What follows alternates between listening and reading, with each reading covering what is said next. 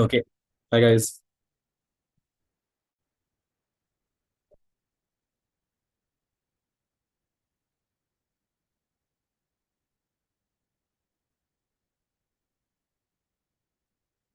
Yes, Alhamdulillah.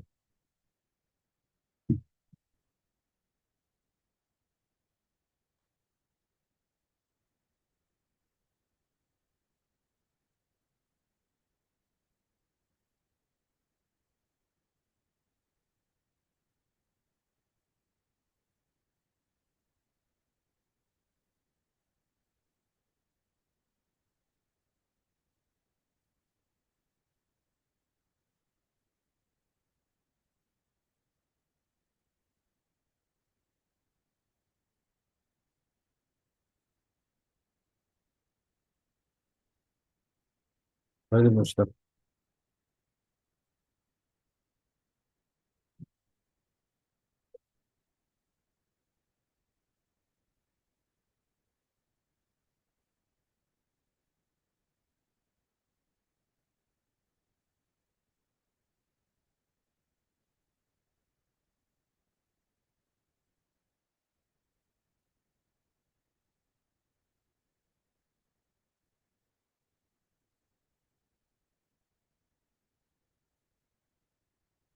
Hi, Rich.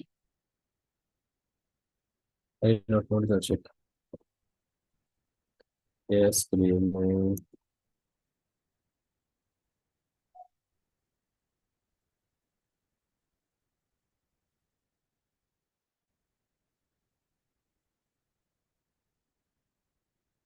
After when did you get the message that it was dispatched?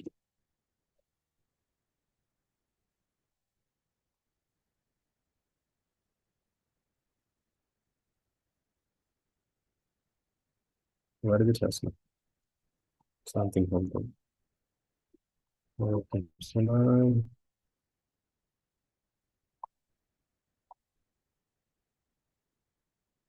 good job, Lafa.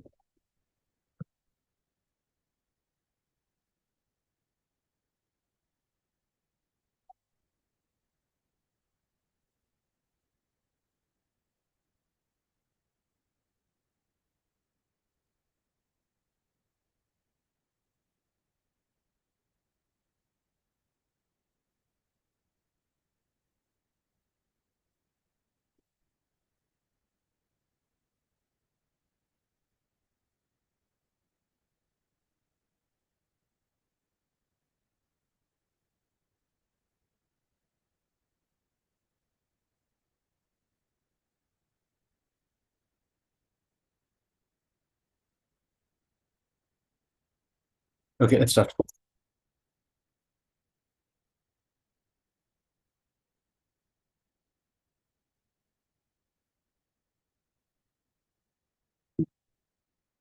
Okay. So last week, when we finished the class, what do you call okay, so, yeah, last week when we finished the class, I gave you all do these questions, but because of the time constant, we could not finish it.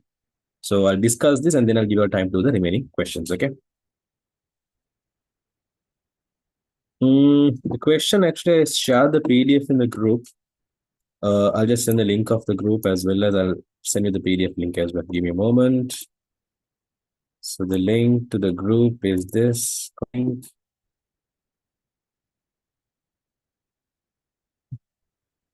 link for the group. I actually placed all these stuffs there. You cannot join the group, join the group. PDF also I'll just post in the chat. Okay, done. Let's start now. So last week I gave you all this question and we winded up with the previous question discussion.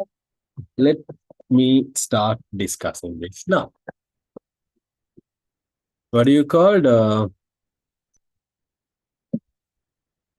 in this question they have mentioned find the output of the following pseudocode. So there was a code saying begin x equals 1, y equals 1, while x equals to y, blah blah blah blah blah blah blah blah blah blah. Okay. Normally for such questions where they ask you the output, where they give you a program and they ask you the output, the best thing you could do is draw something called as a driver. Okay. So normally for the to draw the dry run, we include one column each for every variables we have and one column each for every condition we have. Actually, condition is not an important point. I mean, like including one column each for every condition is not something important, but it's better. There are some advantages of it. When we come to a question that includes it, I'll tell you. But yeah, let's start here. Now, if you're wondering where can you go and find variables in a program, that's also very easy. What you can do is you can find variables at two places. One is you can find what are the variables used if you go and analyze all the equations. Secondly, you can go and find where the variables are used in front of all the input statements. Now, if you go through this whole program, you can see how do you find the equation? Anything with the equal symbol is the equation, right? Or wherever you're defining, giving value for something, that's the equation. So here you are saying the value of x is 1. Here you are saying the value of y is 1. Here you are saying the value of z is x plus y. Here you are saying the value of y is x plus 1. Here you are saying value of x is equal to z. So these yellow color highlighted statements, these are all equations, right? Now, if you go through these equations, you can see in the first equation, we are defining x. Second equation, here we are defining y. Here we are defining z. Here we are defining y. Here we are defining x. Defining means giving a value. We're giving for value for x, y, z, y, and x. So if you compare all of these and see what are the unique variables we have, one of the variables we have is x. Another unique variable used in this program is y. Another unique variable used in the program is z. So in this program, there are three unique variables which are used. So I'll have one column each for x, y, and z. Okay. So once I'm done, what do you call going through the variables? Second, I had to go through conditions, right? So conditions are like questions we are going to check. In this program, here there's a condition we're going to check. We're going to go and check is the value of x equal to y, right? So you can see in front of a loop, front of the while loop, the x equals y is there, right? So I'm going to have one column for that condition as well. I'm going to have the column saying is the value of x equal to y kilo? There's a question, there's a condition there. And once you have all one column each for every variable, one column each for every condition, have one common column called the output. So all the outputs just include inside this column, right? So what I've drawn here is I'm going to draw a dry run. I had to draw the dry run. I have figured out what are the columns we have. Now I start filling the dry run. Okay. To fill the dry run, you should first of all know what do you call the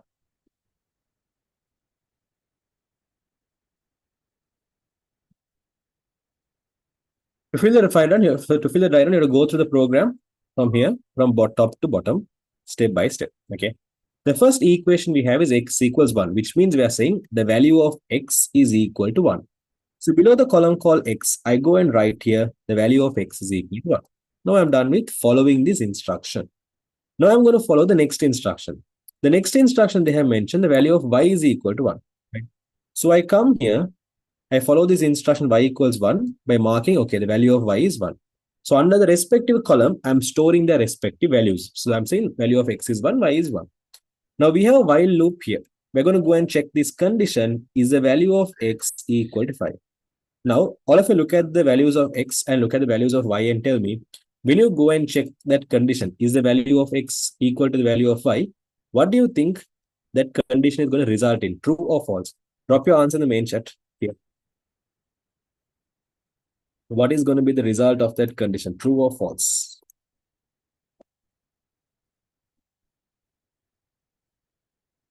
Exactly. If you go and compare x equal to y, yes, x is 1, y is 1. Are both of them equal? Yes, they are equal. So I go to the column x, latest value, column y, latest value, compare the latest value. You compare the latest value, you can see they are same. So I go and mark as true. Done. Now, in the while loop, how it works is, I always tell you all, remember the World Trade Center. While true, continue. Okay, in a while loop, if the condition is true, you continue following the instructions that are there in between while and what do you call end while. In between while and end while, you follow these instructions only if the condition is true. Okay. So the first instruction we have here is the value of z is equal to the value of x plus the value of y. Okay. Can you do a separate session for the program lesson? Blah blah blah. I have idea of it. I'll do. Not now. Wait. I'll tell you all when I'll do it. Inshallah, do. Okay, so they're asking the value of z is equal to the value of x plus the value of y. Always in equation, we are giving a value for what's the letter mentioned left hand side. So here we are going to give the value for z. Now, if you look at the program, the value of x, you can go for the column x, see the last value. So column x, you can see the latest value is 1. So I go and write here 1. Then column y, you can see the latest value is 1. So I write here as 1. You go for the respective column and take the respective value. Huh? So 1 plus 1 is equal to 2. So now we go and mention the value of z is going to be equal to 2. Done. Next instruction they have said the value of y is equal to the value of x plus 1. Again, I go for the column called x. In the column called x, the value we have is 1. So I'm going to say 1 plus 1. So 1 plus 1 is equal to 2. So now you can see the value of y is equal to 2. No? So I go and change the value. To show that the value is being changed, I cut this existing value and say the value of y has got changed. Now the value of y is 2. So I have done following this instruction as well. The next instruction is saying the value of x is equal to the value of z. So again, we are saying the value of x is equal to value of z. If you go for the table, z is equal to, which means the value of x is equal to 2. I always told in an equation, we are giving a value for the letter mentioned on the left hand side. So in that first equation, I give the value for z. Then here I give the value for x. Here I give the value for y. We are always giving the value for the letter mentioned in the left hand side. Keep that in your mind. Okay.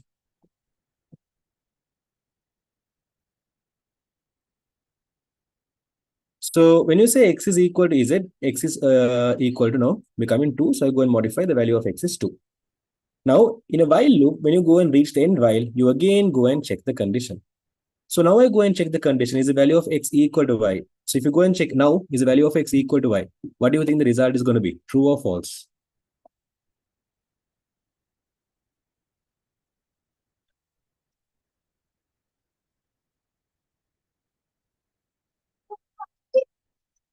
Is the value of x equal to y?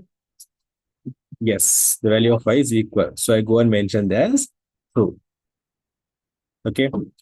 So because it's true, I'm going to follow the instructions inside. The first instruction we have is z is equal to x plus y. So if I take the value of, give me a moment, guys.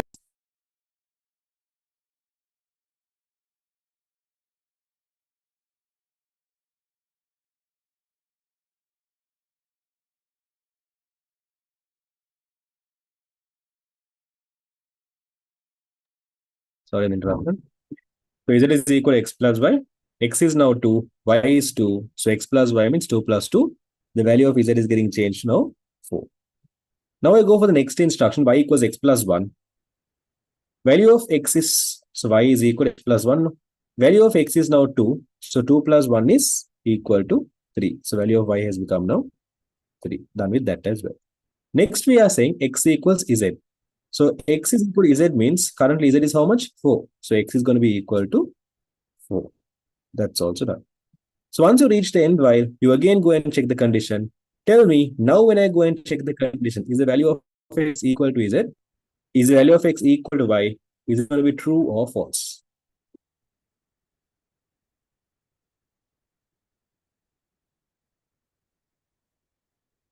Why, why? Yes. Now it's going to be like that condition is giving us false. Okay. Now tell me, in a while loop, if the condition gives you false, are you going to continue the instructions inside? Are we supposed to continue the instructions inside? Like if I tell you all, while raining, hold an umbrella. Okay. If it's not raining, will you hold an umbrella? No. Only if it's raining, you'll hold an umbrella. Exactly. Okay. So what I'm going to do here is, because condition gives us false, we're going to stop the loop and go for the instruction after and while. After and while, the instruction we have is display z. So you go for the column z, see the latest value. In the column z, you can see the latest value is 4. So display z is going to display the output as 4. So in this program, the output is going to be 4. Is that clear, all of you?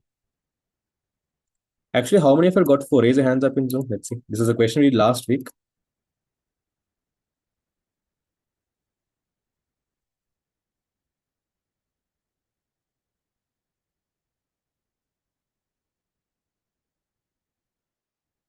Mohammed Imran, did you take it from the academy or you get it delivered? Good job. Others will have any question. That's why maybe. Just you can go to the academy and ask Mustashir. What do you call others? If you have any questions, drop in the chat. Okay, those who don't have any questions, I can start doing the question number 9 and 10. I'll give you 2 minutes, 2 minutes. I can give you 4 minutes for that. Let me on the timer. I'll give you 4 minutes. Give me a moment.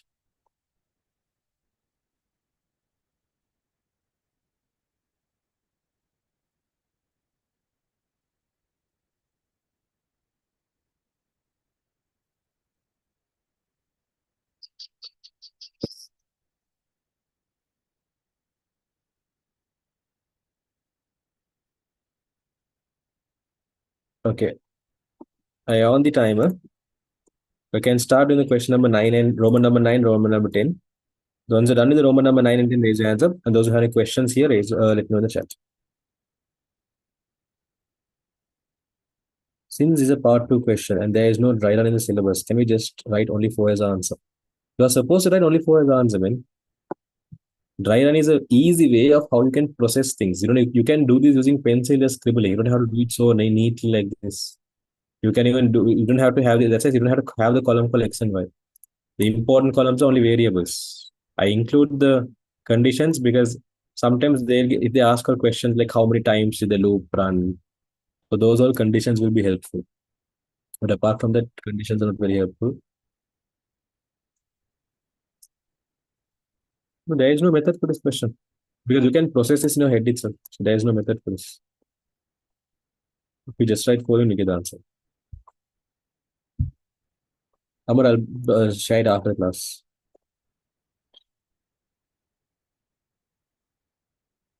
Which lesson is going in theory class at Velavata? Velavata, currently we are in the fourth lesson and we'll be finishing the fourth lesson most probably coming Friday, Friday 5 to 7. We'll be finishing the fourth lesson most probably.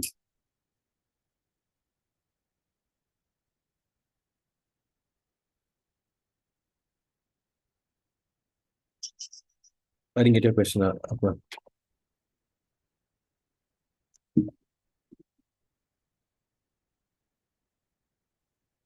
What's the thing you have in it? I'll let you all know when we start the recap class. We'll start the class next week. I'll be posting those details as well. Once I start the class, you will know what is there. Did you give the mixed question booklet? Not yet. If we drew the dry run and forgot to erase, will they cut points? No. In the last class recording. I actually posted the last class recording in the WhatsApp community. Go and check there. I'll share the link of the community. Yeah. I'll repost the recording after this class over. Same, online, same. Online, I think we'll be finishing the fourth lesson the week after next, not coming Thursday, but not this Thursday, but next week Thursday. We'll finish. But again, fourth lesson will be going on. Yes, I mean, I can. No, I'll be saying that only in the class. That's it. I'm not know there's time for that.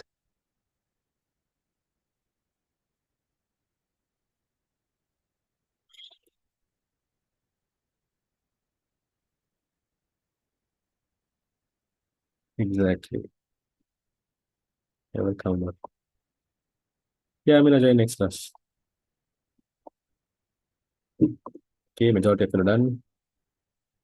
To complete the theory. Yeah, I think your brother was asked. After the class over, I'll share it in the group.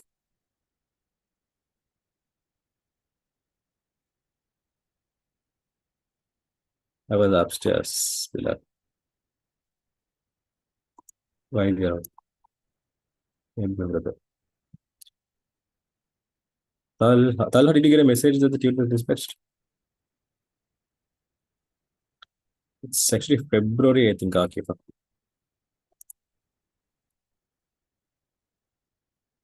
Yeah, Rashid, I'll post the group after class. Akmal, Thursdays, 5 to 7. Okay. Right. Your time is up. Let's check your answer. The question says, find the output of the following expression according to the given part of the Excel sheet. Let's check. Okay. So here they have mentioned an Excel sheet with the columns labeled with A, B, C, D, E, F, G, and row number 1 and row number 2. Here they have used a function called equals count B1 to F1. Okay. Now, if you all can remember your spreadsheet lesson, the grade 10's lesson number 7, okay, the spreadsheet lesson, there you'll learn something called functions, which you can use inside formula. Again, keep in mind, functions are something you can use inside formulas. Like, for example, if you take a formula, always a formula starts the equal symbol. Within the formula, you can include certain stuffs, right? One of the things you can include is numbers. I can go and write here equals 4. Apart from numbers, you can use arithmetic symbols, arithmetic operators, we call them actually. So arithmetic operators are like plus or minus. So I can mention a 4 plus 3 minus 2. These all the plus and minus, the arithmetic operators. Okay. Apart from numbers and arithmetic operators, you can also use something called as functions. And apart from functions, you can use cell addresses. Okay. So these are direct values. So without being direct values, if you want to go for a specific cell and get that cell's value, for example, I can mention a plus B2. So it'll go for the cell address called B2.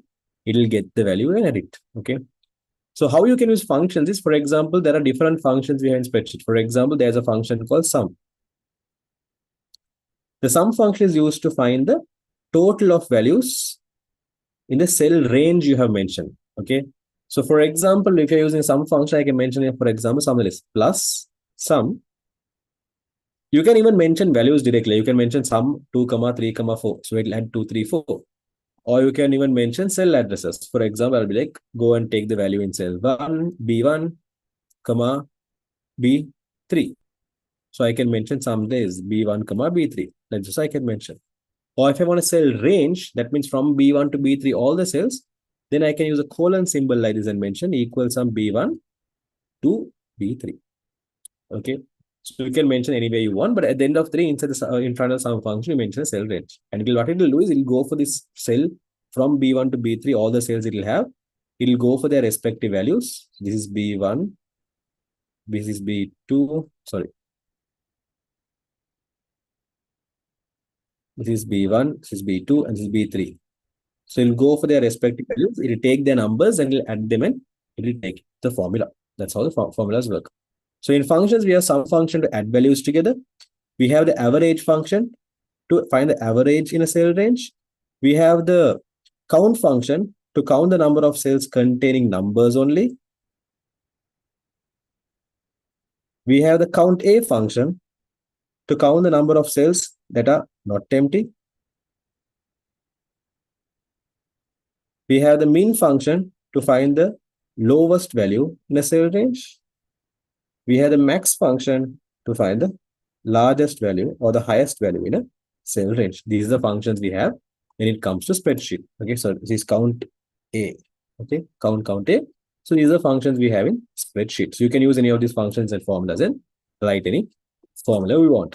Now here they have said what will be the value output when you go and write inside a cell equals count B1 to F1. So if you go and look at what I told you a while ago, count is used to find the number of cells that contain numbers only. Okay.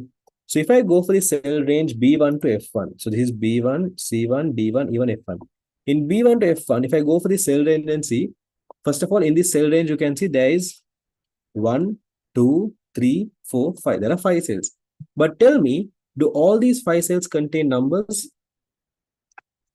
Yes or no? Send me answers here, okay?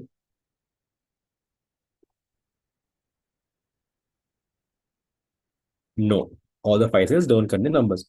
How many cells exactly contain 5 cells? Out of those highlighted cells, how many cells contain numbers only? Sorry, how many of them contain numbers only?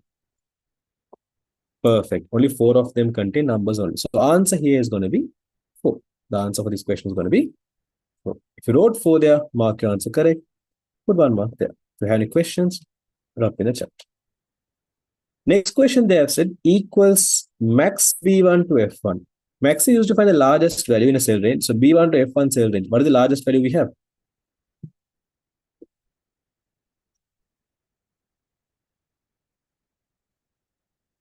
Correct. Here the largest value we have is 40. So equals max B1 to F1, it's 40 minus equals min B1 to F1. Min is used to find the smallest value. So in this cell range, what is the smallest value we have? Perfect. 10 is the smallest value we have. So when you say equals max B1 to F1 minus equals min B1 to F1, 40 minus 10, that's equal to how much? Yes, 40 minus 10, that's equal to 30. So the answer for this question is going to be 30. If you wrote 30 there, mark your answer correct, put 1 mark there. If you have any questions, drop your questions in the chat.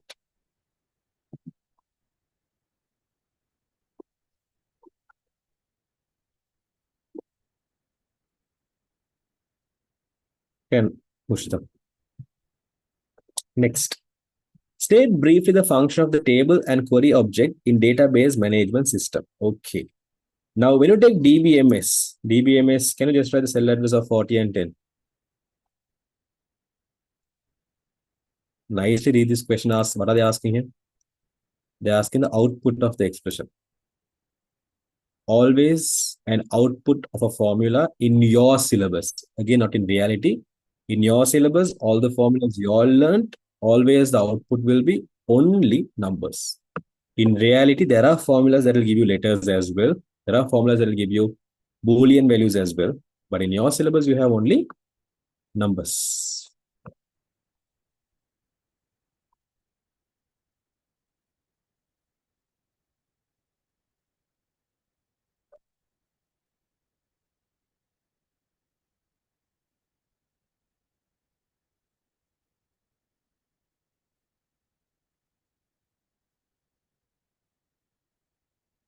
It's possible, mostly. It depends on the requirement.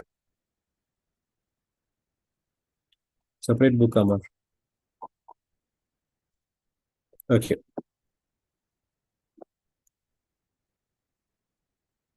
Next.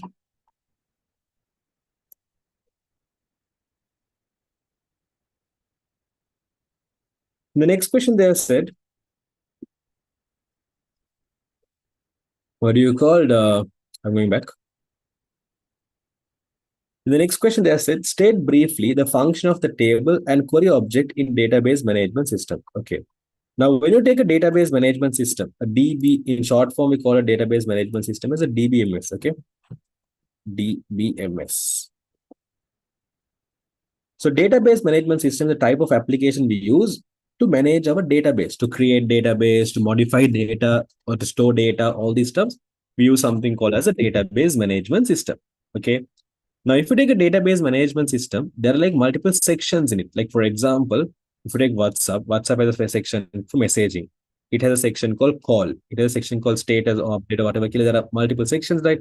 A DBMS also has 4 sections. Normally, we call this the objects in a DBMS. Okay, we normally call this these 4 sections. We normally call them as objects. Right? We call them as actually objects. Anyways, if you take a DBMS, the objects we have one is something called as a form. I'll explain you one by one, okay? After form, the next object we have is something called table. Then we have something called query. And finally, we have something called as report. Normally, forms are something like, you have Google Forms, right? Just like Google Forms, using your respective DBMS, you can also go and create forms. The purpose of forms are basically like the Google Forms you'll have seen in your day-to-day life, like those kind of forms only you can create in DBMS as well. With these forms, what the purpose of these forms is to get the data from a user. So for example, you can, just like someone can send you a Google form and ask you to fill, using a DBMS source, you can create a form and ask someone to fill. So basically you give a form, you can make the form using DBMS and give someone to fill. So once someone fills this form, they go and enter some data or select some data or whatever. Once they fill this form, whatever the data they entered, these datas which were entered in the form. So you use the form to enter the data. So the data you enter through the form, it will get stored in something called as table in the form of tables. So DBMS is used to manage database. No?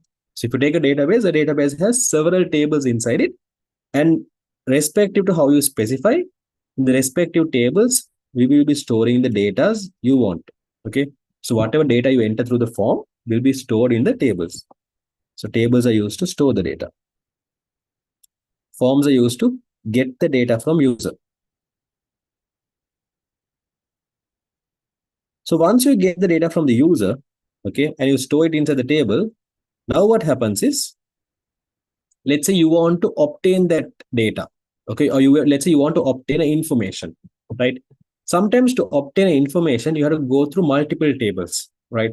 So to obtain information from these tables, we write something called as a query. So a query is normally written to obtain a data or information. It can be data or it can be information, both. To obtain a data or information from the table, we write something called as a query. Okay. So the query is always like a code. It's like a code we write to go to this table and get this data and give me kind of scenario. Right. So after you write that query, you will be getting the filtered data, or you will be getting the data you actually asked for. I'll show you an example in a while. So then what you can do is you can export this data. The process of exporting a data, we call it as a report. So report is basically used to export, meaning download the data. Let me show you an example.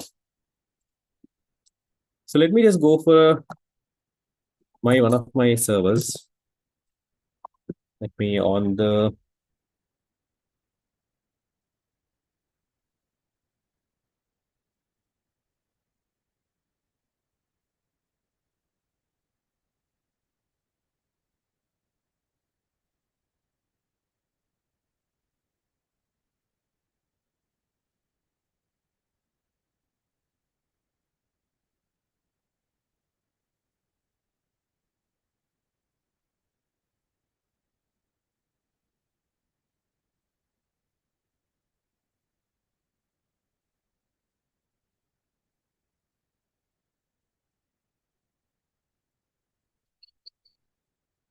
okay, I'm going to a database. This whole application is a DBMS. Is a different DBMS. I'm not using the DBMS used in the syllabus. But let's say I go for this table called payment underscore house. Now, this table called payment underscore house, forget about what this table is about, but you can see there is a column called invoice number, there's a column called house number, there's a column called payment year, and there's a column called payment month. Okay, it has some data stored here.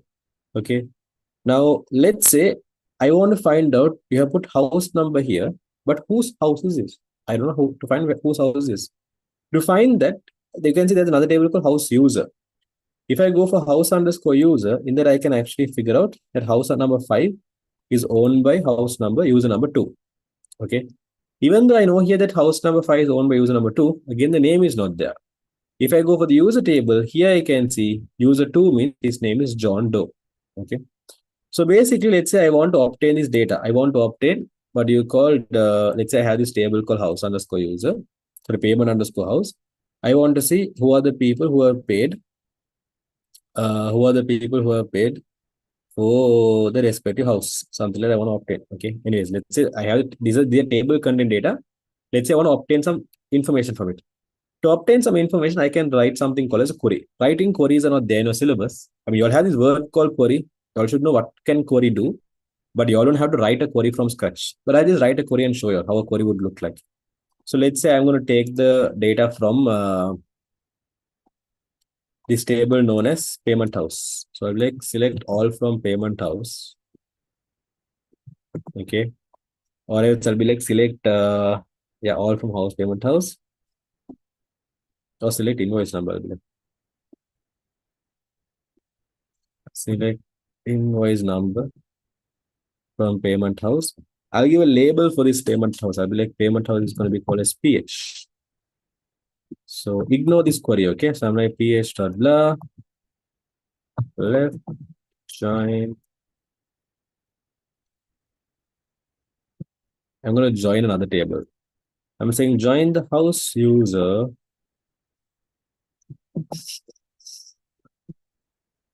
hu on hu dot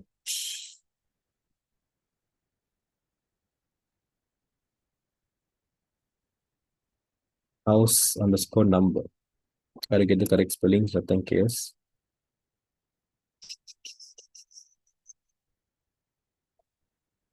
House number equals ph dot house number. Okay. And let's join the user table. Users u on u dot id is equal to hu dot user id. So I want to show the u dot name as well. Okay, just run the query and see is there any errors or not. See, show me all the invoice numbers. Okay, I just wrote here query. Forget about the query there no syllabus.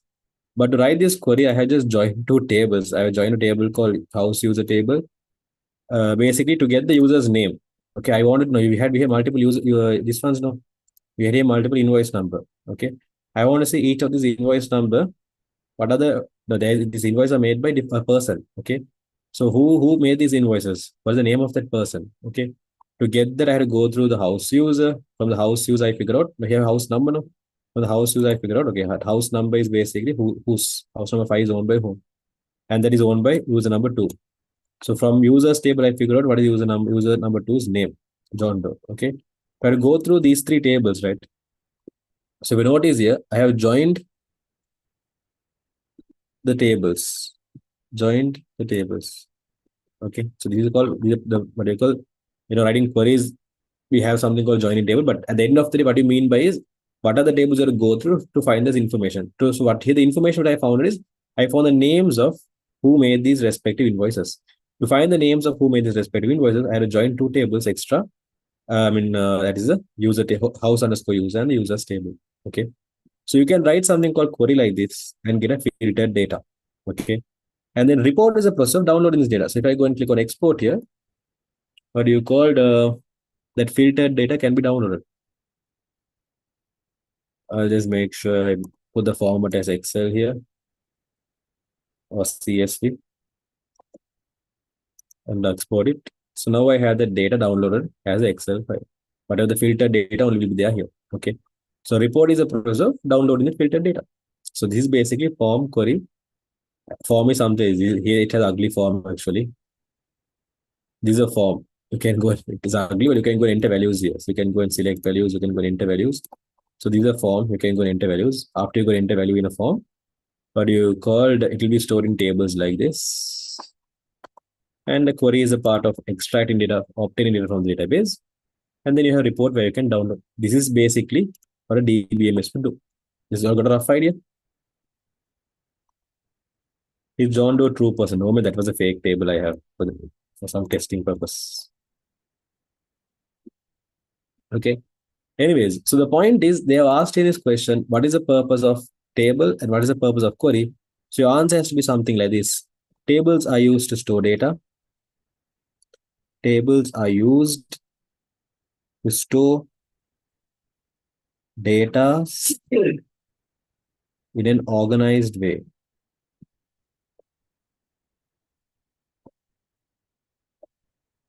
Or store the data obtained through forms in an organized way. That's also correct. The main part here is the word store.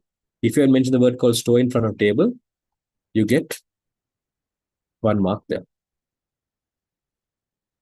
The word store has to be there in your answer. And for query, you can write query is used to obtain a data or information, obtain or extract. Okay, obtain or extract data or information from a database. Or you can mention from a table or collection of tables, anything is fine. Okay. So to get the marks for query, your answer has to have obtain data or else extract data. Okay. So obtain the word obtain or else extract has to be there. So if your answer has the word obtain or extract, you can give 1 mark there.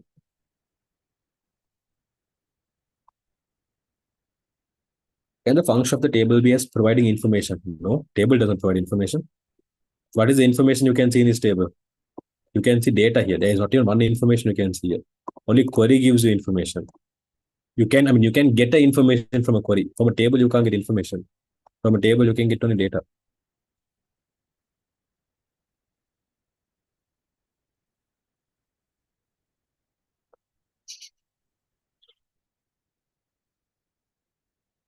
Good job, Bharti. Tables used to store data of a certain thing or object. Is it categorized data? Yeah, the word store is there, right? As long as it says answer right. It doesn't categorize data. It just stores data. To obtain the stored data by joining tables. The word joining table is not necessary, but yeah, to obtain the stored data, it's good enough. Record wrong. Forms are used to record data. Or tables are used, you can mention.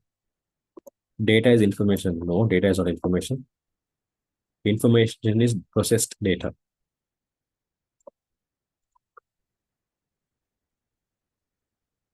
Yeah, Maulana, that's enough. I mean, it's fine, but in an exam, make sure you elaborate. SQL is a language of computer, or SQL is normally a language that is used to communicate with database to obtain data from what do you call a database? Not all database. There's something called MySQL, sorry, SQL database or a structured database. So this database you can communicate with the database using a language called SQL. So SQL is called a language that is used to write queries. Queries is the process of obtain data from a database. Simple. Okay. Tell me out of 4 marks, how many marks you all got here? Roman number 9 and 10. Those who have any questions, drop in the chat. PHP is an example for a DBMS, just like how you have Microsoft Access.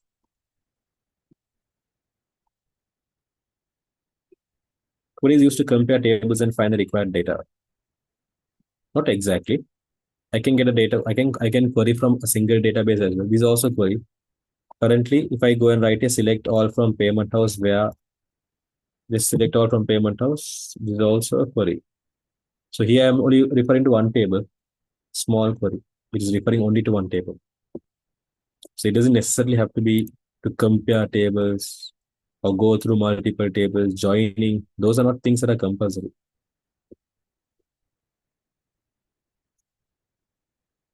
Just 40 and 10, drop 0 marks. I can give you half mark, but boring.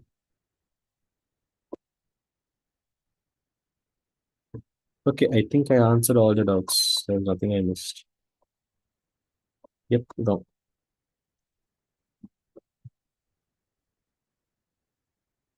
Okay, next. What is the question which I missed, Moshida?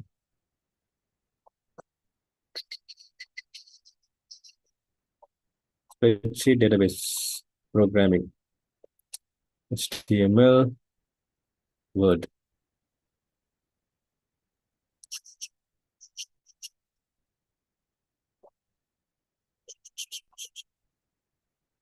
Let's go in the proper order. I'll give you 10 minutes. Okay.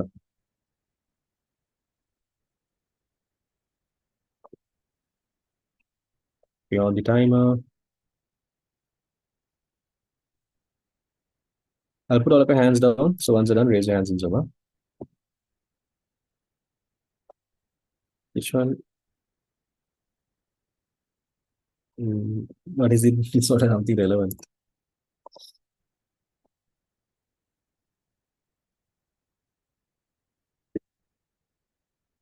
Why next week? Why have they delayed it so long?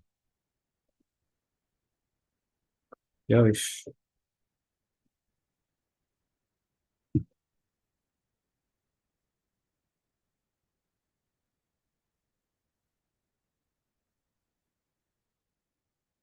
Okay, start doing it. If you have any questions, drop in the chat. Others, if you're done, raise your hand in Zoom. Huh?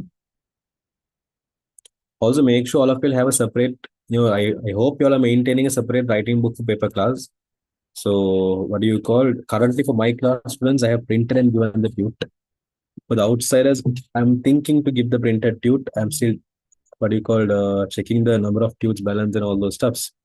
So, for now, just refer the tute which I'm sharing, screen sharing, and note down the answers on a separate book. And what do you call? When I'm teaching, I might sometimes write extra notes here. So make sure if you have anything important you feel like we could record, just record them in a writing book as well.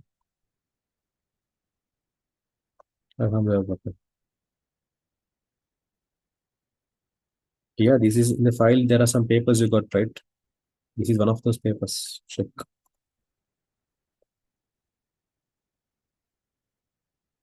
Now, if I need to get some papers in the file, let's see. Here's the third paper. Will the class finish at 6? No, we started 5 o'clock, 5 to 6:30. Here after the class is from 5 to 6:30. I told you, no? Check the group.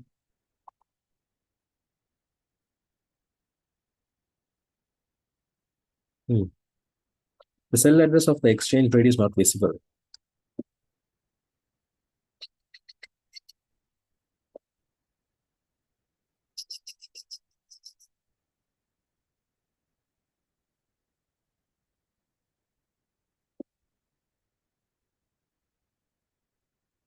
Here, read the question. The question has the answer.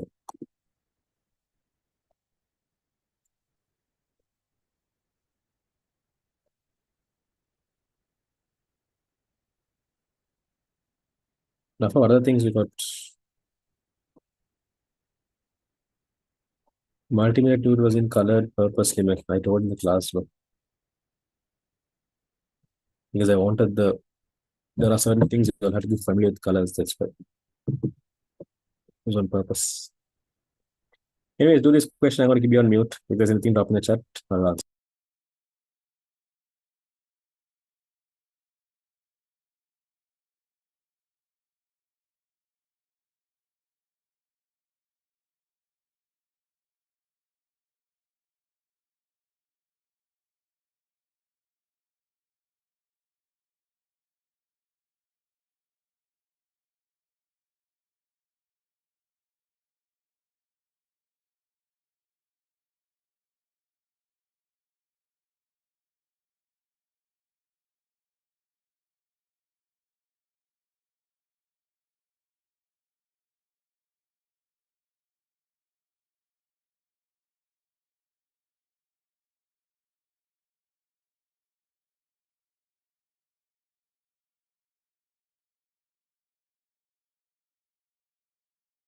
Yes, Napa, this is that paper. This is one of the paper. You can see there's second term paper, right?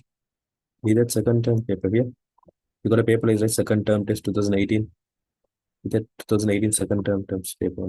Check.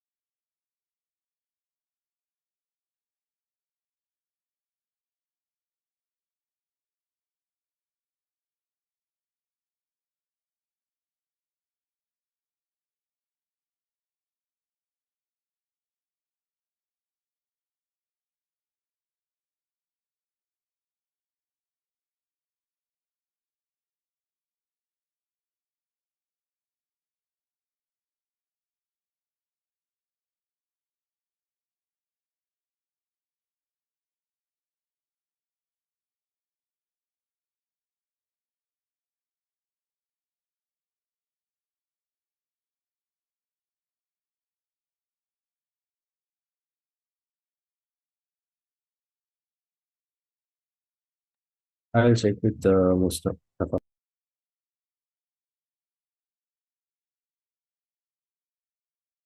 Akif on the first day when I gave after I give it this week, inshallah.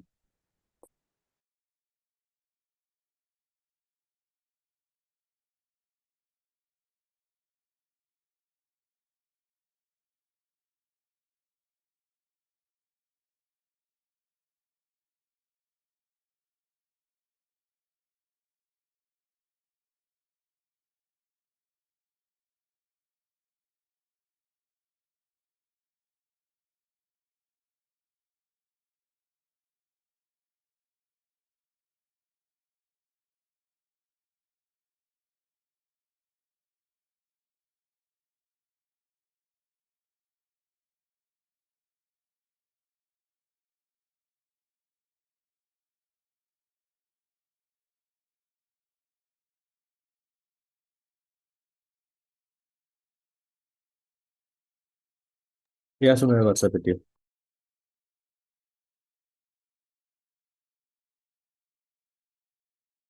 Those are done answering all the Roman number one, two, three, and 5. Raise your hands in Zoom.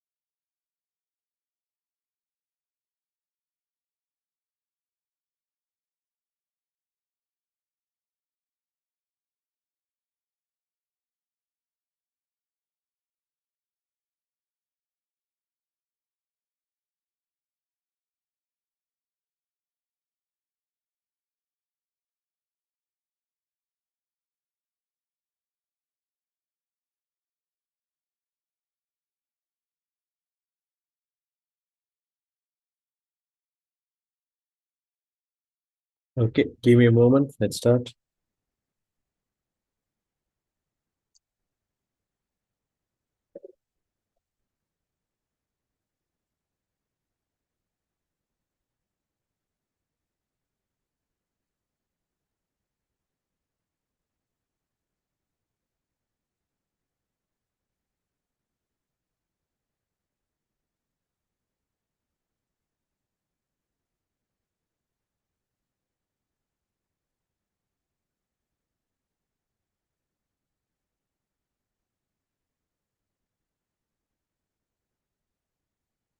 Why did you change the time?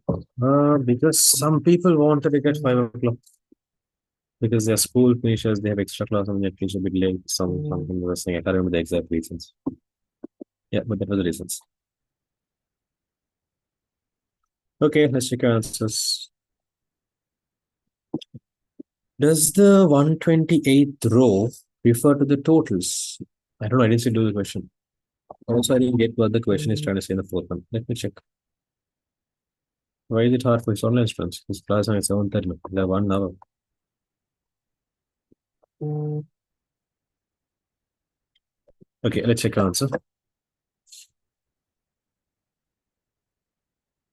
Following spreadsheet shows the money exchange details of Laiki Bank Airport branch on 2018 July 17th. There are 125 customers who exchanged their USDs into SLR. So USD is United States dollars and SLR means Sri Lankan rupees. That's what they're referring to here. So it's a bank where people can go and exchange money. Fine. So if you look at the spreadsheet, the first column contains some reference number and second column contains the customer's name. The third column contains the amount they had in United States dollars, basically USD. And the fourth column is talking about the rupees. That is, I think after you convert, how much it will be in rupees, but there is no values filled yet. Give me a moment.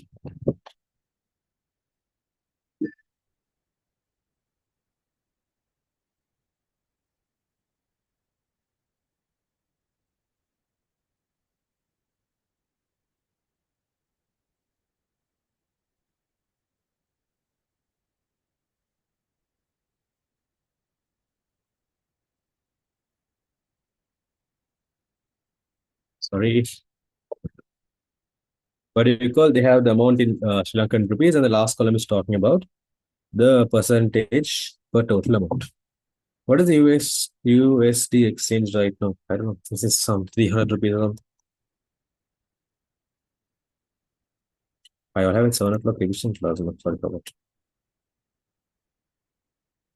Next. Anyways, you just get a rough idea of the whole spreadsheet before starting doing the question. It's better. Write the formula to find Mr. Brennan's. Mr. Brennan is this fellow. Mr. Brennan's, what do you call? LKR amount in D3 cell. So this is D3 cell. Using the exchange rate mentioned in C129 cell. So in C129, you can see the exchange rate. It seems using that, we have to find out. Okay. Your formula should have the capability to copy to the range D4 to D125. So D4 to D125 is this. So this. So the formula you write in the blue color cell, it should be able to be copied to this cell range itself. Fine. And obtain the LKR of other customers. Okay, perfect. Now, to find the what do you call amount in rupees, they have mentioned here that the exchange rate of USD is 160.27. So that means 1 USD is equal to, what do you call 160.27 rupees. Is the price of $1. So if $1 is going to be equal to this amount, we have to figure out how much is $350 equal to. So if you all know the basic maths, you all know we have to multiply each of them. So if I go for the D3 cell, that is this highlighted blue color highlighted cell, and if I go and write a formula like this, equals the Mr. Brennan's USD amount, that is then C3 cell, equals C3, that is this value. And if I go and multiply that with, let's say, the exchange rate, which is then C129, okay, it will give me the correct value, correct LKR value of Mr. Brennan.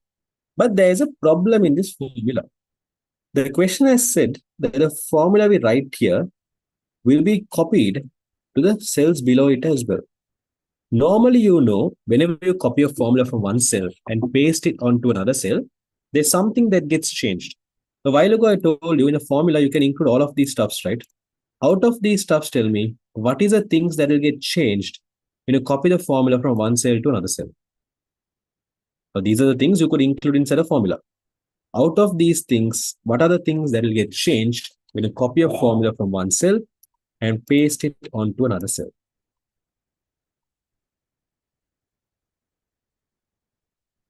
Actually, none of them is very active worker, but message is the 8161 number.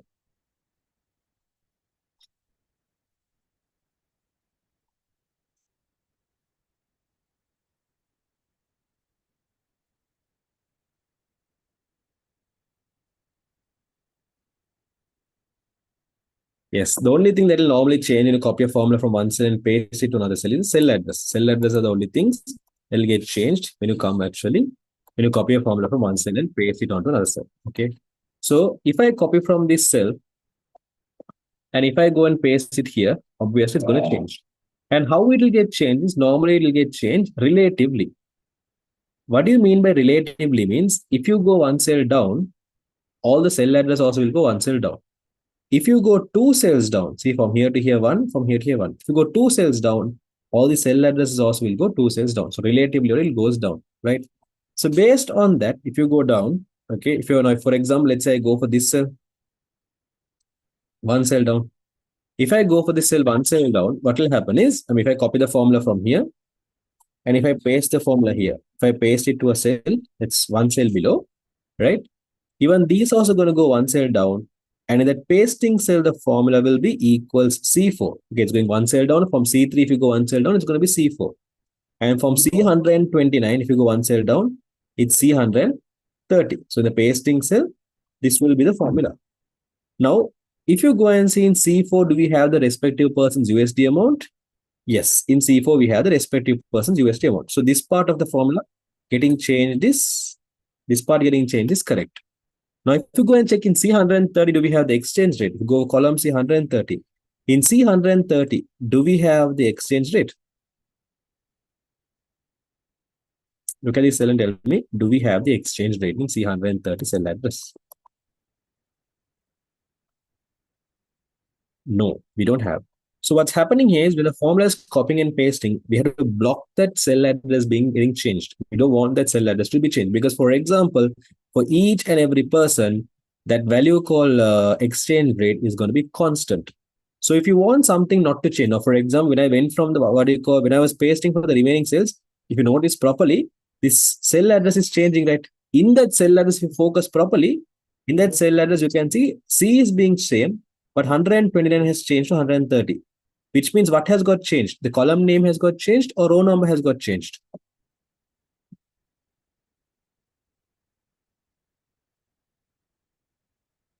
Exactly. When I copy it from one cell and paste it on another cell, the row number has got changed. So I want the row number now not to change. I want the row number not to change.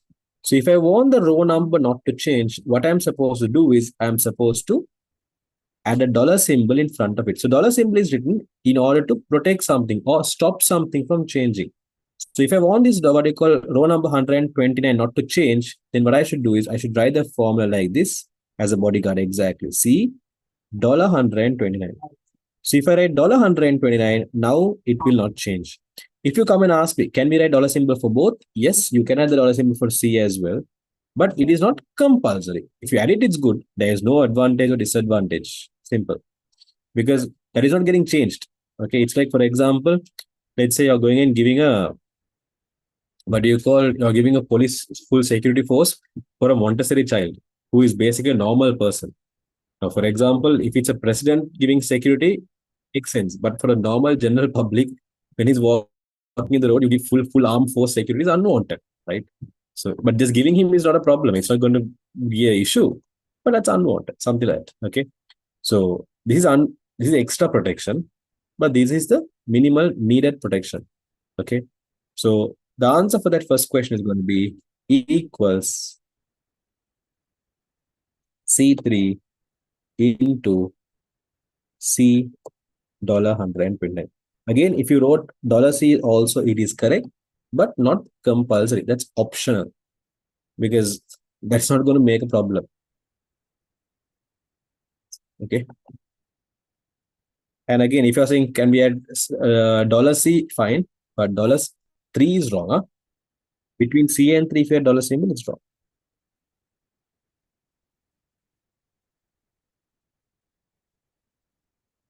I put C3 second. That's fine. Odd is not a problem. Is it wrong if we write it as C3 into 160.27?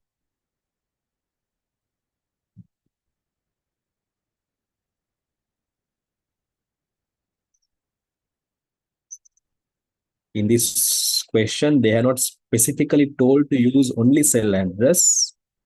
Therefore, you're supposed to get marks, but avoid writing formulas which has numbers like that.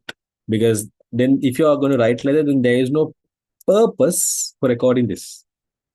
There has to be a purpose for recording this, no? So sometimes whether you get marks or not depends, but avoid writing formulas with direct values. You can mark your answer correct, but I will not. If it was my exam paper in wrote that, I will not give marks. Is it wrong if you put brackets for what was put to the formula? Why do we? It's like this. Anything you put that doesn't affect is basically extra. So if you put it on a problem, but unwanted, you can mark it correct, but extra protection, unwanted protection. $C 129. Is it wrong? Yes, it is wrong. You're giving protection for something that is unwanted. $C doesn't need a protection. C is not changing. You add the dollar symbol only for what is changing. C is not changing. No issues. Nope, it's wrong. Without the dollar symbol, this is our answer. It's more suitable. Without, if you write this, is wrong. Without dollar symbol is wrong. Okay, next. Name the special reference technique used to create the formula in D3 cell. Okay. I told you that you can give marks for writing 129, 160.27, right? No marks. Because after you read the Roman number 2, you should have figured out that your answer is wrong. Because the special reference technique used in the first question is something called as absolute, using dollar symbol, and if you're using dollar symbol and referencing a cell. Okay, if you're using dollar symbol and mentioning cell address, we call that referencing as absolute cell referencing. Okay. So if you had mentioned what do you call that 120.27 for the first question, 0 marks. Nothing give 2 marks, sorry, not 1 mark, 2 mark. For this Roman number 2, the answer is going to be absolute cell reference. So using the dollar symbol and mentioning the cell address, we call it as absolute cell referencing. We got it correct, mark it correct, put 2 marks there. Any other answers are wrong. Relative cell reference is wrong. Relative cell reference is not special. It's normal. Row absolute cell reference. That's also fine. Row absolute was fine, but that's extra. Can't write row and column absolute cell reference. If you had mentioned both cell reference, then fine, but you can just mention general absolute killer. That's fine, that's fine. Mentioning column and row and column, that's fine, but as long as the word absolute cell reference is there, answer is correct. First question, 2 marks, second question, 2 marks. Yes. Should we specify the row absolute? No. Next, Roman number 3. Write the formula to find the total Lankan rupees amount exchanged on 2018 July 12th on D128. So in the D128, that is this cell, we want to find total how much of Sri Lankan rupees has been exchanged. And they ask to write the formula. Okay. If you want, you can write a formula saying that equals D3 plus D4 plus D5 plus D6 plus D7. Each and every cell address you can write. But without mentioning each and every cell address, there is a more fast and easier way you can write using formulas, using such functions. So for Roman number 3, you can write the answer using function someplace equals sum and mention the cell range you want to add. So here we want to add the cell range, which is basically D3 to D127. Starting cell and final cell. So if you mention D3 to D127, your answer there is correct. Mark your answer correct. Put 2 marks. If you have any questions, you can check.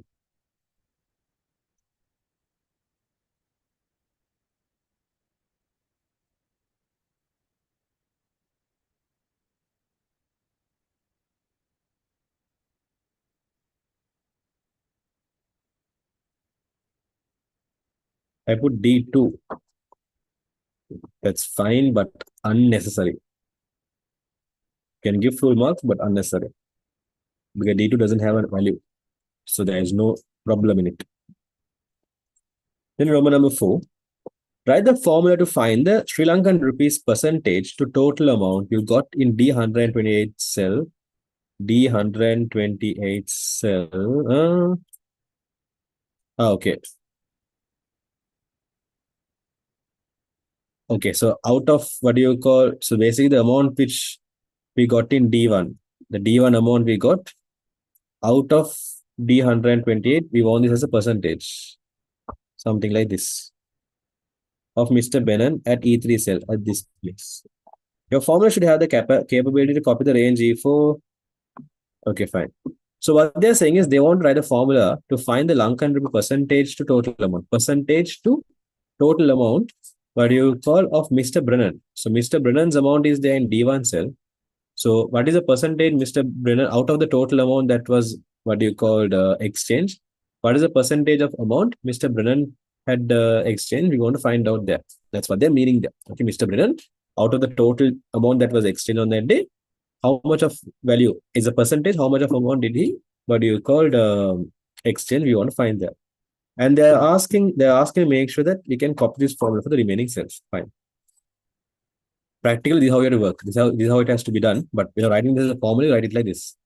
Equals D1, bracket is not important actually, equals D1 divided by D128 into 100.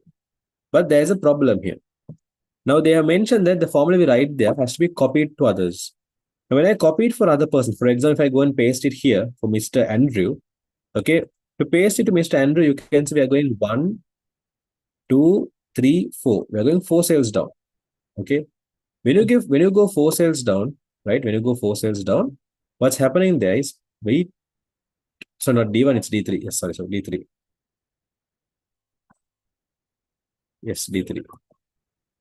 What do you call equals D3 into. So when you paste this formula from what you call Mr. Brennan, if you go and paste it here for Mr. Andrew, we're going 1, 2, wait, 1, 2, 3, 4. We're going 4 cells down. So when you go 4 cells down, D3 will become D7, adding 4 numbers. D128 will become 128, 129, 130, 131, 132. Okay. If you go D7 cell and see, do we have the total amount Mr. Andrew got? Yes. In amount in LKR, yes. So the amount Andrew got in LKR, yes. In D132, do we actually have the what do you call total amount that was exchanged on that day? No. Because for example, this total amount that was exchanged, that should be a value that's fixed. That should be a value that's constant for everyone. So when a formula has been copied and pasted, if you want a value not to change, you add absolute self-referencing. Now here we are, if you notice properly, they have mentioned that it will be copied to the cell range E40, 125, which means they're going to paste to multiple rows. Okay. So when you paste into multiple rows, you all know the row number changes. When you paste into another column, the column name changes. When you paste into another row, the row number changes. That's how what do you call formulas work. So if I want this formula to not change the cell address when pasting, don't change the cell address. I should add absolute cell referencing. So the correct answer is going to be equals D3 divided by D $128. Again, minimum requirement is $128. The reason is because I'm pasting into multiple rows. Obviously, when I paste to multiple rows, the row numbers are changing. But again, if you go and write absolute cell referencing for both, that is $D $128, is also correct. But what do you call it? It's unnecessary.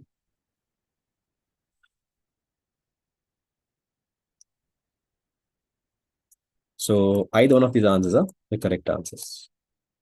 If you have any questions, drop in the chat. Yes, D3, D3. Okay, that's the same question on the Federal market.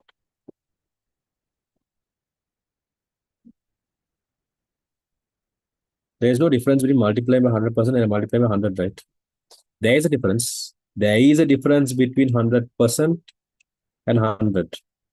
100% equal to 100? Answer this question for all of us. Is 100% equal to 100?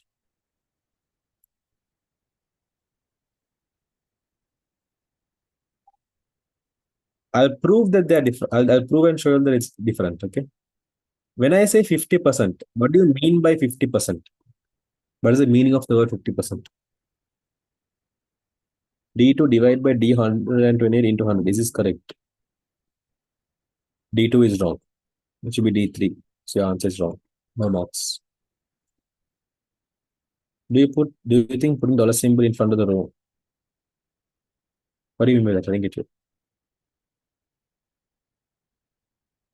I didn't get your question. Is it D3 divided by D128 percentage wrong? You can't use percentage symbol in a formula. There's a way you have to assign the percentage symbol only using number format too. That's a different story. You can't use it into the formula symbol.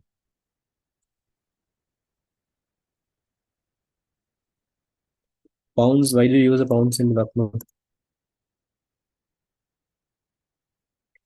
But then when we get the exam answer, if you multiply 100%, it is actually one. Yeah, correct. Yes, 50% is equal to 50 divided by 100, which means 50 divided by 100 is equal to 0.5, okay, or half. And 100% is equal to 1, not 100, because 100 divided by 100 is equal to 1. So if it's some 100%, it's wrong. If it's 100, only it's correct. Ah, okay, that's right.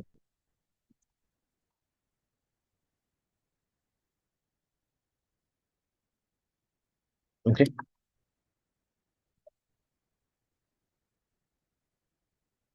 Brennan is D3. Okay, answer that question. Can we put the percentage symbol? No. Should we just put it as 100? Yes, only 100. Because you can't type percentage symbol in formula normally. Percentage symbol will automatically come. You can assign it using the number format tool. And again, if you assign it using number format tool, when you go and type 0.1 inside a cell, you just go and type 0.1. It will show us, sorry, it will show us 10%.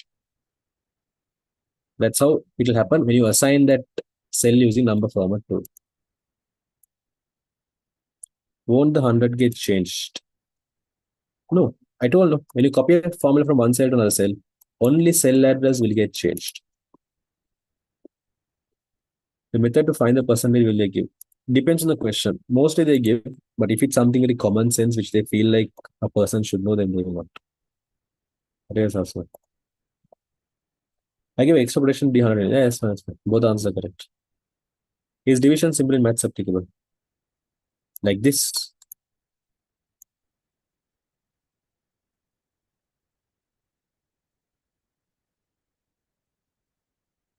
Is this what you're referring to?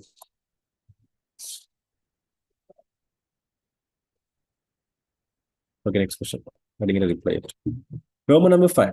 End of the day, because I asked, was this the what do you call symbol you're referring to?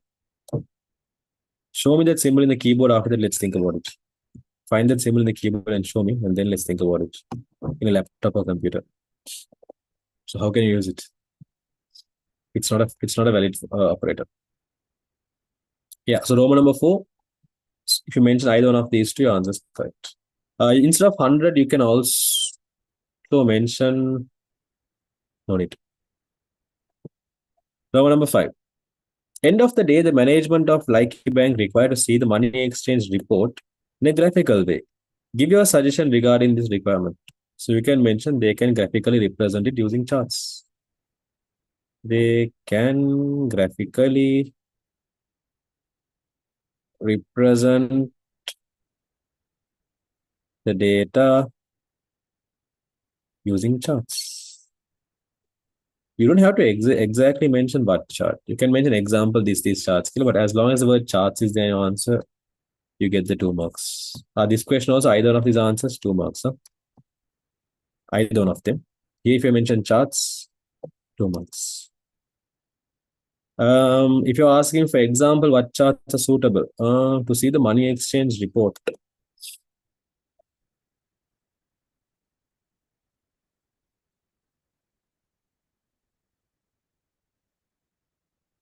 End of the day.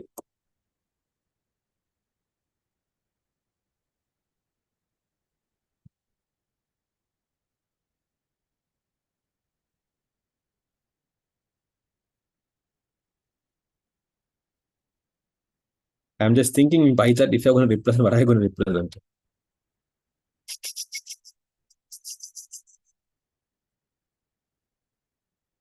There's nothing in pie chart you could represent.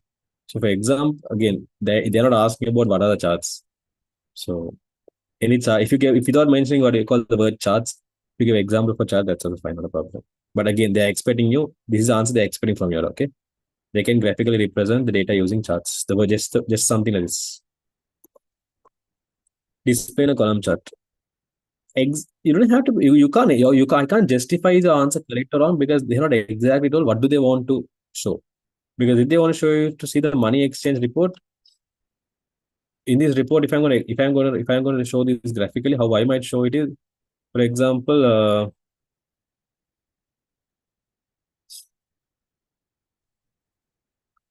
maybe the total dollar, the total LK amount, or each person how much of amount they have changed. Or no, that is not suitable also. Each person's amount. I would because they're saying end of the day. So probably it should be something like total dollars exchange, total well sun exchange killer. Maybe you can have it in a graph. But again, that's also useless. I can't justify the answer correct or wrong because I don't know what they're going to represent. The question is not having adequate data, but so therefore I'll give you all marks, whatever examples we give. Yes, if you mention example also, it's fine. So if you all mention example also, put marks, huh? No issues. Any chart is fine because I can't exactly tell you what chart is correct, what chart is wrong without knowing what I going to represent. Any chart you mention, give marks. Omar, that is not one symbol, that's three different symbols. Inshallah, let's see. I have only one example, I get marks. You don't have to even mention example. I mean, you had to just mention the word called using charts. Any chart can be used technically. The question is not, did the question ask you what is a chart to use? No. The question asks how can you represent the data graphically? So you're not, the technical, I should not give you all marks if you mention examples. If it was my paper, if I made the question paper, I will not give you all marks if I mention example. Why? I'm asking you how to represent, not examples. You can graphically represent using charts. So always be direct to what the question asked. That what do you have that we have this sinhala this what do you call that verse Parangya Kotegiya Vage. Only 1 minute is there, Umar. Have I said in the last week class? The next week there will be exam inshallah.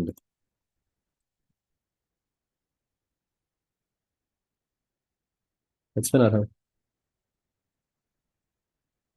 That's fine. That's fine. Yeah, something.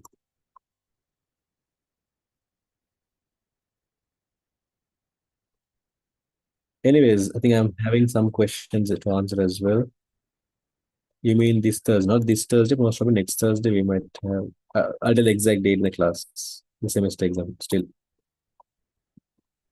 I'll inform the class. It's not still finalized, but inshallah. Okay. So yeah, as it's 6:30, with that we're done for the day. Those who have any questions or can stay and ask. Those if you don't have any questions, I can do. We're done for the day. Hey, before that, tell me your marks for this question. Sorry. Tell me your marks before that. Out of 10 marks, I didn't get your marks even. Total out of 10, how many marks I got? Each question, 2 marks each. So total how many marks? How many marks for my situation? What is the situation? Is it 1 mark for question 4 if I use the division symbol?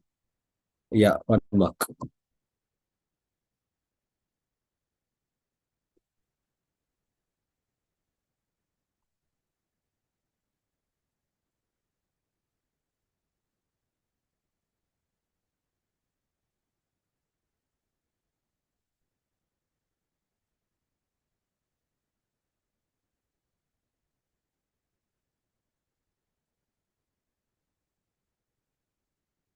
Good.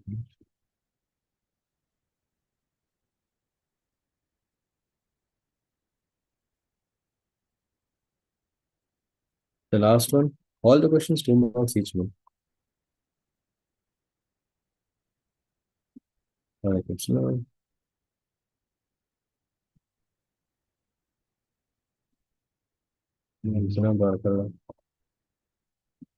Okay, I think there was no other questions. I think I answered all. If there's anything I didn't answer, just drop me a chat again.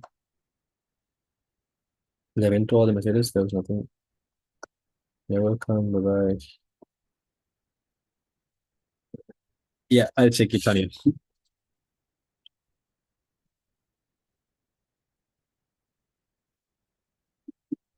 What's in Dubai? I'll tell you in the class. I'll tell you in the class. Those are class content.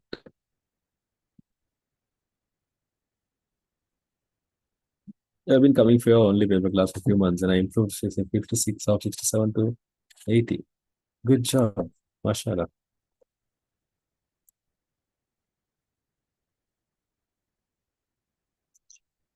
Okay, I see. Oh, okay. Yes, Sani, yes. Okay, Barakallah, Walaikum Salam. Yeah, within another one for the day. As there's no other questions related, I'm going to the meeting. If there's anything, WhatsApp, me and I'll check as soon as